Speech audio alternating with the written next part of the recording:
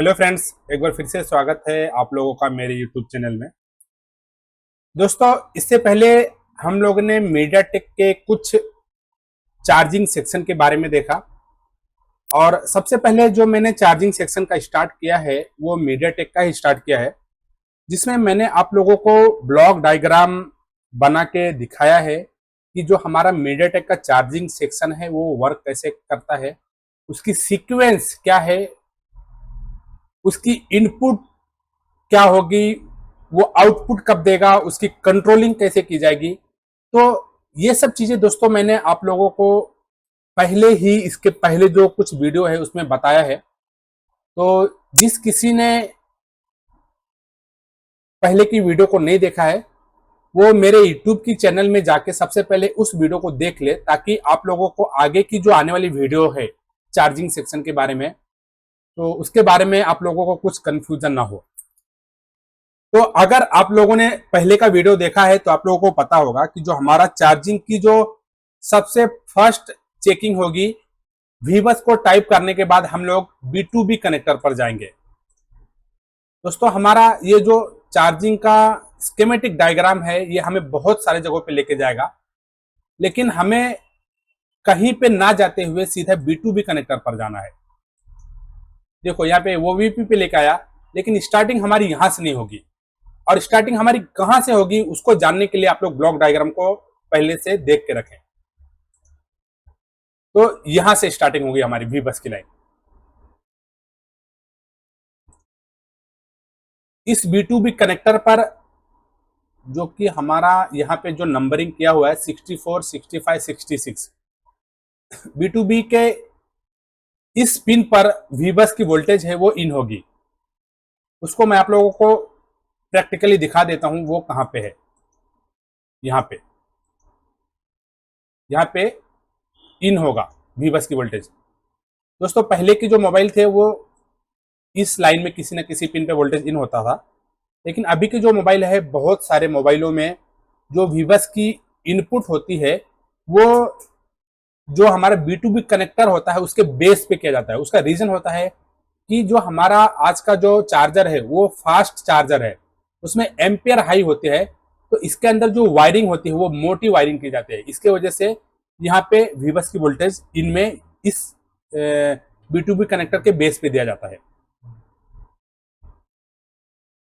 अब यहां से हमारा जो आउटपुट होगा, यहां से जब हम आगे की तरफ जाएंगे तो हमारा जो सेकेंड टेस्टिंग होगा वो हमारा यहाँ पे आप लोग देख सकते हैं, ये OVP IC के ऊपर लेके आया, लेकिन हमें यहाँ पे चेक नहीं करना होगा। सेकेंड जो चेकिंग होगा हमारा TP होगा।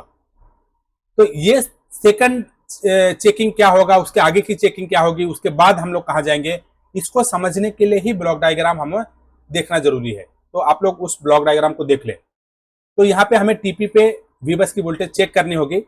इसके बाद जो हमारा नेक्स्ट होगा वो OVP IC होगी। अब इस OVP IC मैं आप लोगों को उसकी TP दिखा देता हूं। ये TP है उसकी। यहाँ पे इन होने के बाद इस TP पे वोल्टेज आएगा। उसके बाद जो हमारा वोल्टेज आउट होगा वो जाएगा OVP के इस पिन पे। यहाँ पे आप लोग देख सकते हैं 2 कैपेसिटर है, तो इस कैपेसिटर पे आप लोग चेक कर सकते हैं। वो कैपेसिटर मैं आप लोगों को दिखा देता हूं। यहाँ पे ये OVP की इनपुट है, इनपुट वाली कैपेसिटर है, तो यहाँ पे आप लोगों को 5 वोल्टेज चेक करना है। अगर यहां तक आपको 5 वोल्टेज आ गया, उसके बाद में आउटपुट चेक करना है इस 2 रजिस्टर और 2 कैपेसिटर के थ्रू। ये जो हमारा वीबस की वोल्टेज होगी वो चार्जिंग IC के अंदर इन होगी। तो यहाँ पे हमें इस 2 रजिस्टर पे, इस कैपेसिटर पे चेक करना है। अगर यहाँ पे हमारा वीबस की वोल्टेज नहीं आ रही है और यहाँ पे आ रही है, तो हम लोग ऐसा समझ सकते हैं कि हमारा OVP IC खराब हो गई है। इस OVP IC को निकाल के हम लोग डायरेक्ट इसको जंपर भी कर सकते हैं, वो यहाँ से लेके इस पॉइंट पे कर सकते हैं। नहीं तो आप लोग इस दोनों पॉइंट को भी शॉर्ट कर देंगे, यहाँ से इस तरह से आप लोग शॉर्ट कर देंगे तो भी हमारा काम बन जाएगा। तो आप लोगों को जो भी सुविधा हो उसके हिसाब से आप लोग जंपर कर सकते हैं, अगर इस OVP IC में प्रॉब्लम आ गई तो। उसके बाद जो हमारा लाइन आगे की तरफ जाएगा वो चार्जिंग आईसी के अंदर जाएगा। देखो वहां पे पीछे ला रहा, लेकिन हमें पीछे नहीं जाना है। इसके बाद जो हमारा टेस्टिंग होगी यहाँ पे लेके आया, लेकिन इधर भी नहीं जाना हमको, हमें चार्जिंग आईसी पे जाना है। अब दोस्तों ये जो चार्जिंग आईसी है, यहाँ पे चार्जिंग आईसी की 1 और 24 नंबर की पिन पे वोल्टेज इन हो गई है। अब यहाँ पे भी मैं आप लोगों को दिखा देता हूं, ये चार्जिंग आईसी है दोस्तों। ये एक लेग वाली आईसी है, और इस लेग वाली जो आईसी है उसके पिनों की काउंटिंग जब अगर हमें करना है तो वो एंटी क्लॉक होती है।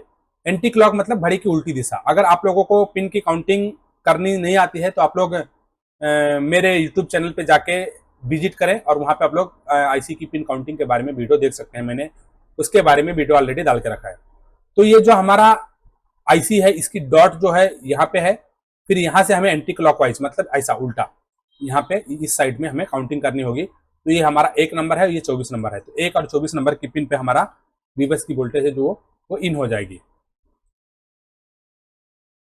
उसके बाद दोस्तों ये आईसी, इस आईसी को जब इनपुट वोल्टेज मिल गई, उसके बाद में ये वोल्टेज ये आईसी आउटपुट दे, उसके लिए उसकी कुछ कंट्रोलिंग लाइनें होती है।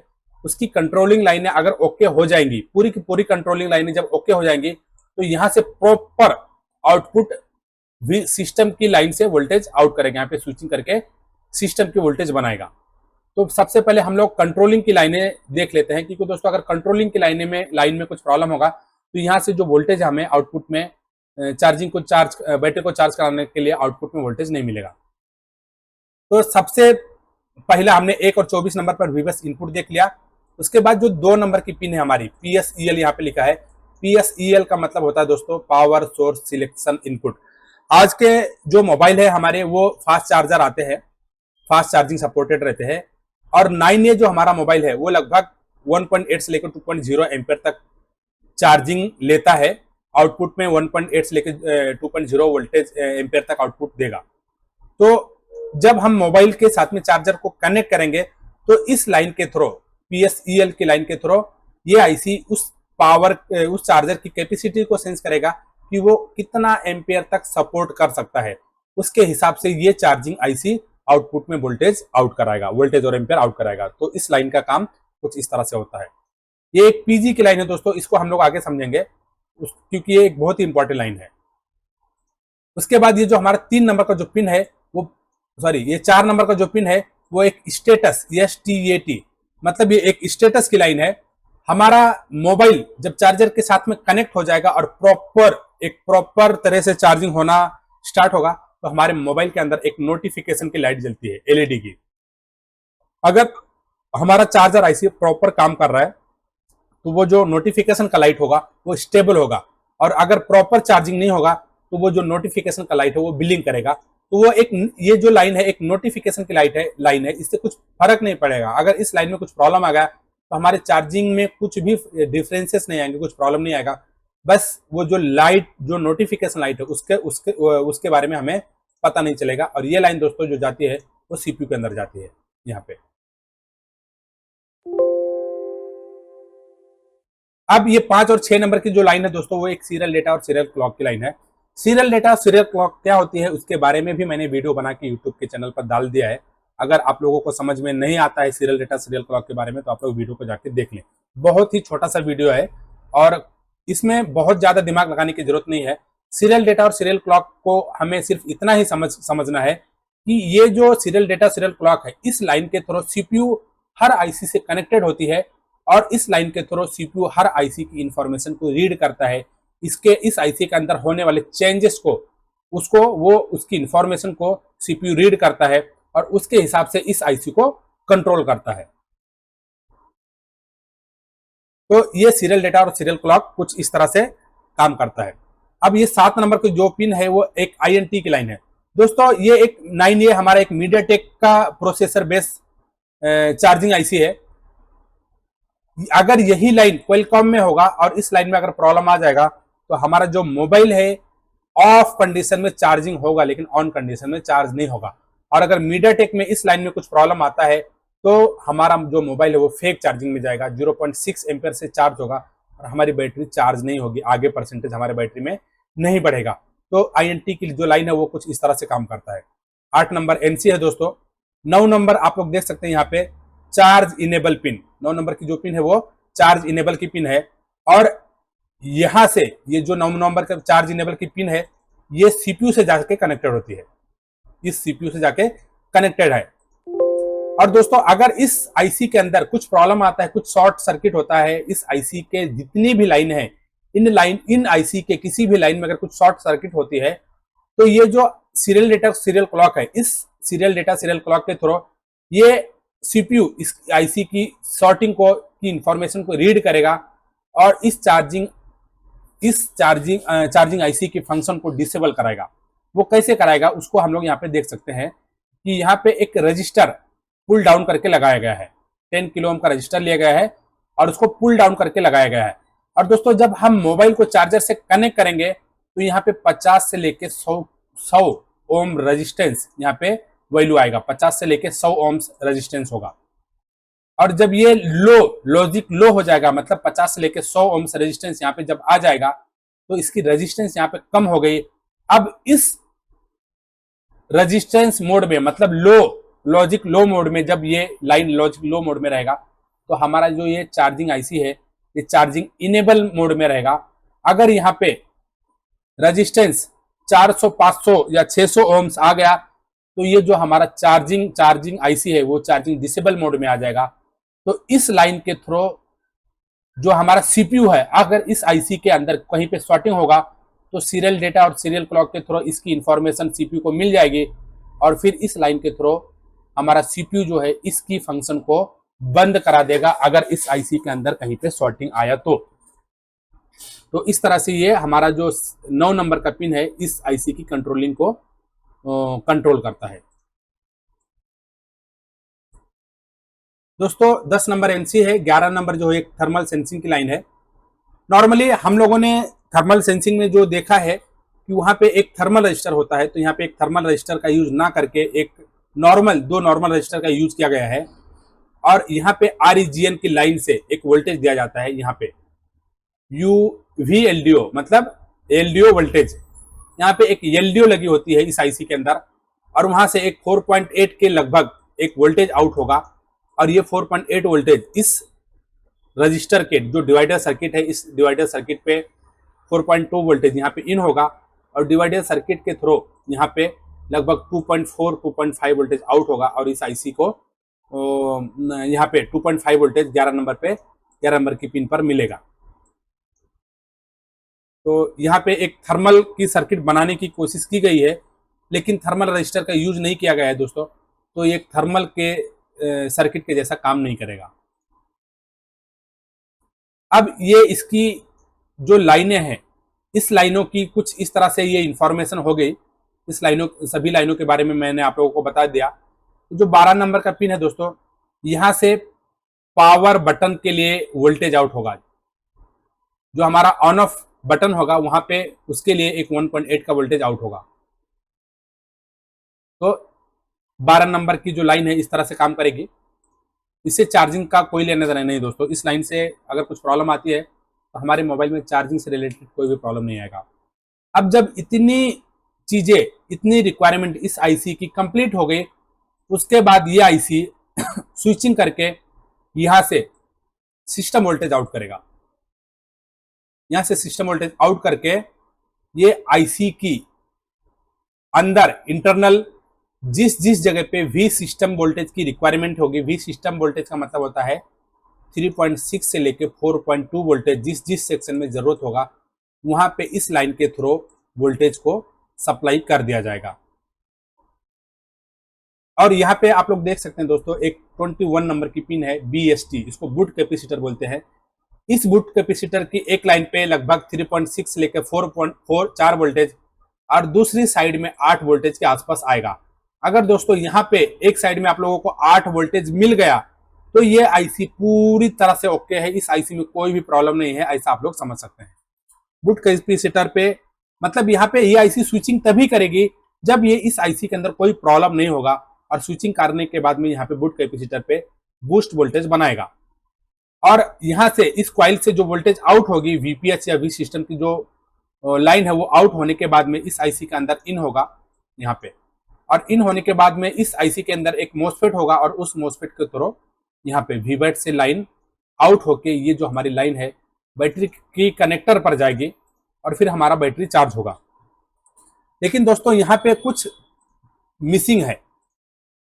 हमारा बैटरी के कनेक्टर के ऊपर ये जो लाइन है ये तो आ गई है, लेकिन हमारी जो बैटरी है वो कितना परसेंटेज चार्ज है उसको सेंस कैसे करेगा, हमारा जो चार्जिंग आईसी है कितना आउटपुट कराएगा। उसके लिए दोस्तों जो हमारा करंट सेंस रजिस्टर है वो बैटरी की प्लस वाली लाइन पे यूज ना करके उसकी ग्राउंड की लाइन पे यूज किया गया है। यहाँ पे आप लोग देख सकते हैं, यहाँ पे करंट सेंस रजिस्टर का यूज किया गया है और current sense negative, current sense positive, ये लाइन जो है ये पावर आईसी के अंदर गई है।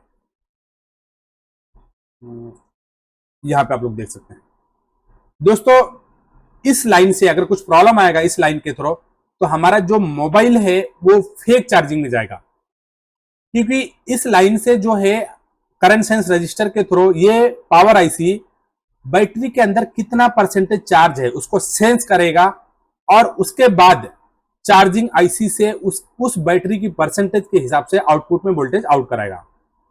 दोस्तों ये जो पावर आईसी है, ये पावर आईसी इस चार्जिंग आईसी की फंक्शन को कंट्रोल करे, उसके लिए इस पावर आईसी को वोल्टेज की जरूरत होती है।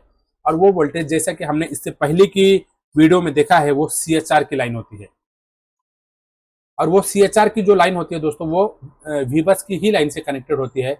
और वहां पे हमने देखा है कि एक 1 किलो से लेकर 10 किलो ओम के रजिस्टर के थ्रू ये जो लाइन है सीएचआर की लाइन पावर आईसी के अंदर इनपुट होती है, जहां पे एक 2.8 वोल्टेज मिलता है।